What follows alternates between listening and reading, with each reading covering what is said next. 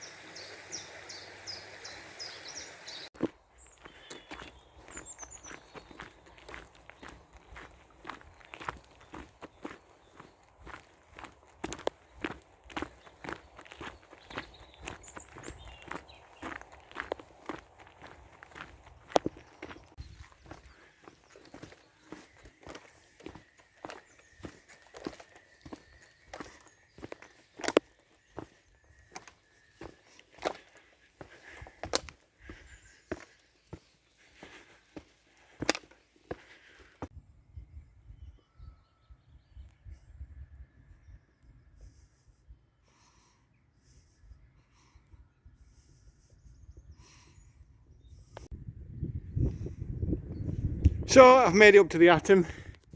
Watercolour is down in that direction, but I'm heading off in that direction. So bear with me and I'll catch you in a bit.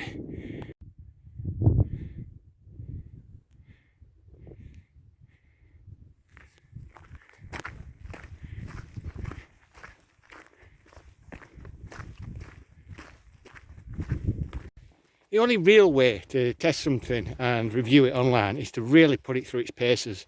And I think that's what I'm doing with this tent today. I've had to stop already to retie it to the bag. I'll tell you in a while what's happening. Catch you in a bit.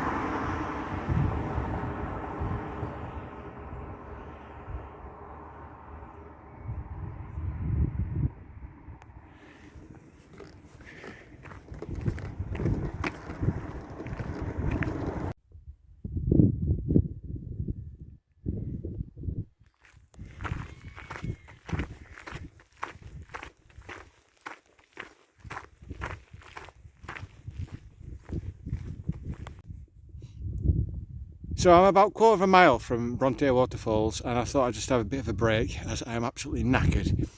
I've had to stop about 3 times to retie the tent to the backpack.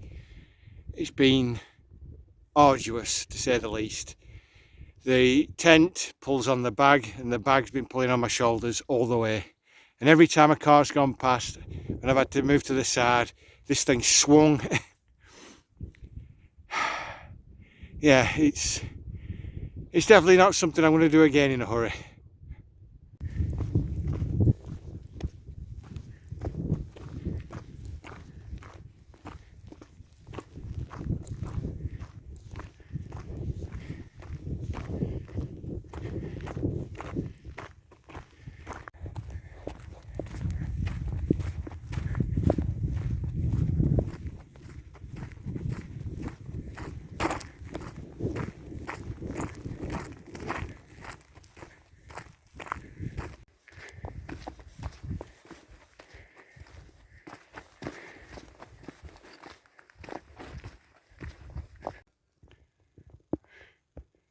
So before I have a proper look around Top Withens, just thought I'd get a bit quick breather in here. It's more of a quick brew, sort of get out of the rain sort of area than a bother. But as you can see on this little window ledge here, there's candles, and that little guy is obviously guarding them. And up in this top corner I've noticed someone's left a fire log. So someone has been staying here overnight at some point. And it does look like people have been staying here for decades. 1966 carved into the wall there. 93.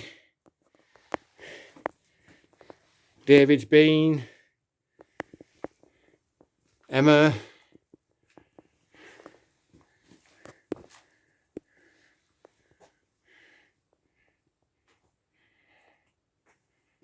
There's no log fire here, so if they were to stay overnight, it would be a very cold night unless they come at the heart of summer.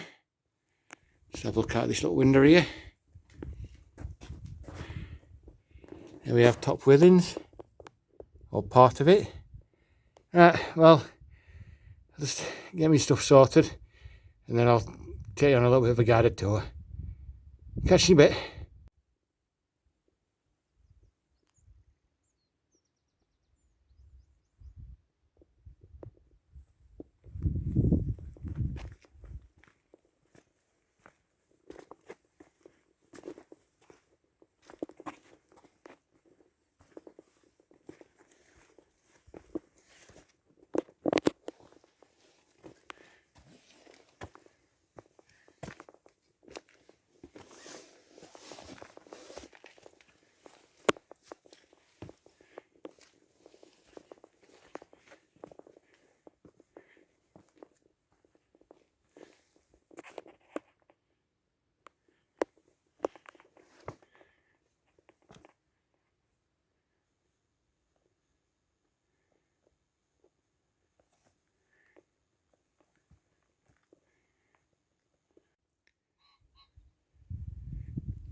This ruined farmhouse, situated on the Haworth Moor, is 420 metres above sea level and is reputed to be partly the inspiration for the Earnshaw House in Emily Bronte's 1847 novel Wuthering Heights. The book was originally published under the pen name Ellis Bell and is her only published work. On the 18th of May 1893, it was heavily damaged by a thunderstorm, and it is this history, coupled with its location, that attracts visitors from all over the world, most notably members of the Japanese literary groups, to the extent that signage is partially written in that language.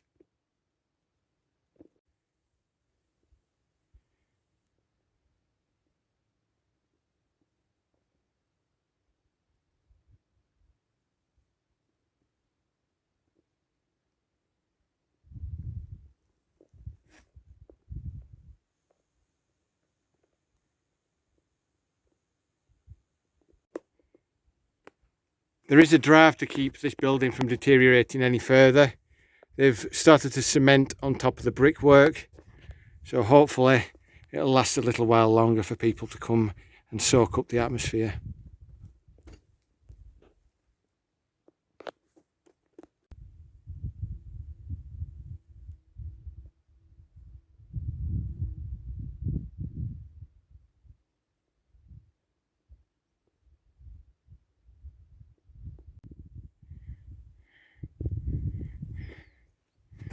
Right, so I'm heading off up that little track there. Catch you in a bit.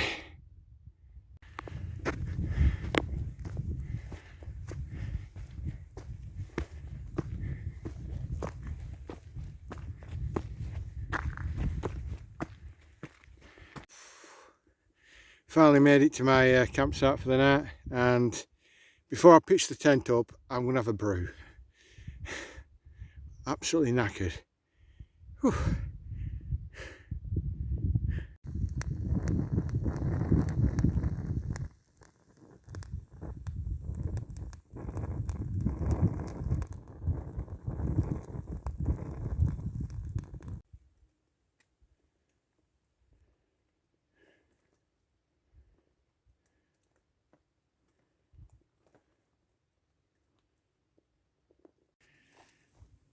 So the sun's starting to set now, and this is my setup for the night. As always, I brought the Harpeak inflatable mattress, the Lixada 1 season tent, brought it all up in the RAF 30 litre rucksack. I'm just about to go and get some food now, and then we'll have a talk about this tent in a bit more detail. As the name implies, pop-up tents are designed to be an almost instantaneous way of deploying a shelter system for those who have never been camping before or are wanting a hassle-free music festival experience.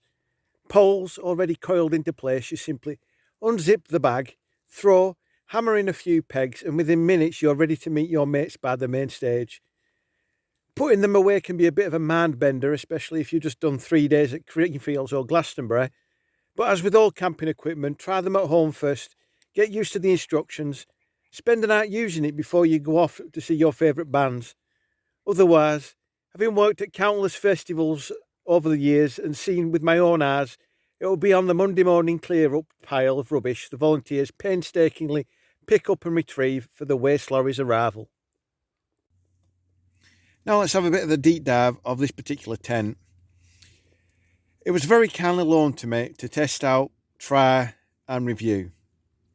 It comes pre-packed in a circular bag with a zip fastening that runs approximately a third of the outer edge. The bag when packed is 1.75 kilograms and approximately 70 centimetres in diameter, with a width of 11 centimetres, over twice the width of my largest rucksack, which is 70 litres. When put up, the tent measures approximately 2.5 by 1.5 metres with a metre headroom. It's made from a rich stop style material and is fire retardant with tape seams and, according to what little info is on the bag, waterproof in all but torrential downpours. This particular tent appears to be an earlier model of the Swift series of pop-up tents. These current models range in price from £40 to £55 online. This tent, however, is available also second-hand for £25. As there is quite a lot of kinetic energy stored in the tent when packed, a handy tip to stop the poles from rubbing against the zip or bag lining is to lay your weekend dirty clothes around the packed tent before you zip it away. No dirty clothes? Try a towel. Or over a period of time, the protective waterproof coating could wear away otherwise. A final note before I finish this little segment: the tent, a 30 litre rucksack, a sleeping bag, any toiletries you'll need, and a change of clothes are all you will need for a music festival.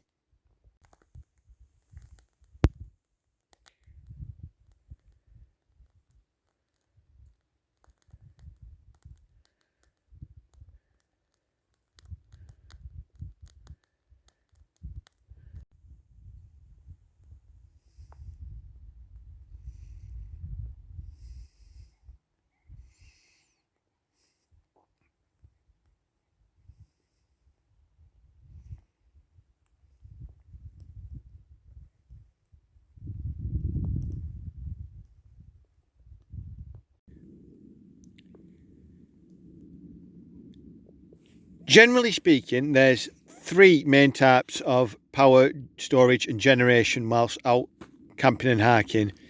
They are pre-stored, on the go, and emergency. I'm going to go through each one now and give you a bit of a deep dive on each one. Catch you in a bit. The battery bank, like this Belkin 10,000 mAh model I've been using for quite some time now, can, if charged up the night before, power my recording equipment at least 2 full times. So I know that on an overnighter I have enough extra power until I get back home should I require it. The bank costs around 15 quid from Argos, but more expensive models are available and can store several days worth of power. It really is an essential piece of kit. I'm using this self-charging light as an example, but usually on-the-go charging comes in the form of a flat piece of plastic with carabiner attachments at one end and a charging port at the other. On the face that will be in direct sunlight, there's photovoltaic cells. That's the grid pattern that you usually see on large solar panels on roofs of houses. These cells capture the rays from the sun, converts and then stores at an appropriate voltage and current, it's then sent to the device that needs charging. Some are really good quality and have a fast charge and a large storage capability. Others are cheaply made and you may only get a trickle charge. Shop around, basically. Also, check that your devices function at a 5-volt charge. Some older tech may differ slightly. Now, if like me, you found yourself doom scrolling prepper channels lately, watching the 70th World War III by Tomorrow video that month, then you may have also seen them talk about the bug out bag. And one of the things that they usually talk about putting in there is a wind up radio. They usually come with a host of other features. This one has a flashlight. I don't know if you can make it out there. There we go, on that corner there. It also has a siren function, and on this end here it has a USB charger. A lot of others have secondary charging, such as solar. They can range in price from a few quid to well over 100. These things work is that there is kinetic energy when you turn the crank. This in turn rotates an internal dynamo or clockwork mechanism in a process similar to an electric motor in a car. This converts the mechanical process of the rotating mechanism into electrical energy. It's then passed through a voltage regulator to ensure the correct output is given. It's a long, arduous process, but as long as the zombies haven't broken their way into the telecom towers or the EMP hasn't wiped out the grid, 5 minutes of winding will give you enough phone charge for that all-important call to tell someone where you are, how you are, and what help you may require. So, as I get ready for bed, I'm just going to go through what I usually do, what's worked and what hasn't. The inflatable mat's amazing as usual. The sleeping bag's okay. I'm probably going to have to put the liner in tonight, but we'll see. This tent is not very comfy, as you can see. I don't know if you can make it out on the camera there, but as with the red tent from before, the mat is a bit too big for it, and so the pillow side is at an angle. It might not be the comfiest night's sleep, but we'll see. Everything else seems to be working fine. Yeah, I'm gonna have fun putting the tent away in the morning, I think. Right, it's time for bed, I think. Night. Good morning, everyone. It's time to pack away. Gonna get this all put away somehow. It's not been the best of nights, to be honest. Very cold, not very comfy. I've already started taking the guy lines down, but yeah, catch you in a bit. So that's everything out of the tent in that bag. The orange Sainsbury's bag is my rubbish, which I will dispose of on the way home. Now I have to take this tent away. Now this is where I really needed a GoPro. Bear with me. I'm going to try and get this back in the bag, and then we can set off. I'll try and do it in stages, and that way you can see how easy it is, or how much chaos will ensue when I do this in the dark. Bear with me. So, the instructions say to grab either of these two ends here, hold them like that, then you have to grab the end piece. That's the what would be where you lay your head.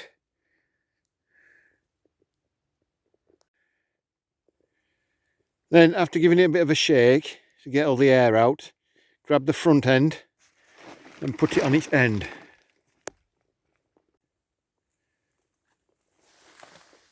Once you have all the poles together, you grab hold of that end there and pull it in an arc towards you. Then once you've got it on the ground, you kneel on it to get all the air out, and hopefully it should fit in the bag now. And once all that's done, all you need to do then is put the tent pegs away and we can set off.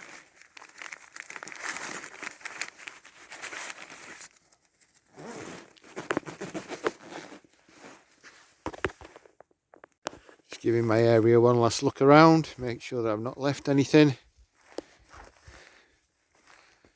That's everything. Let's just go and have a look at the stone that we're using as a kitchen. Yep, everything has been taken. Yep. I'm going to have to carry this tent because now my rubbish is tied to the bag itself.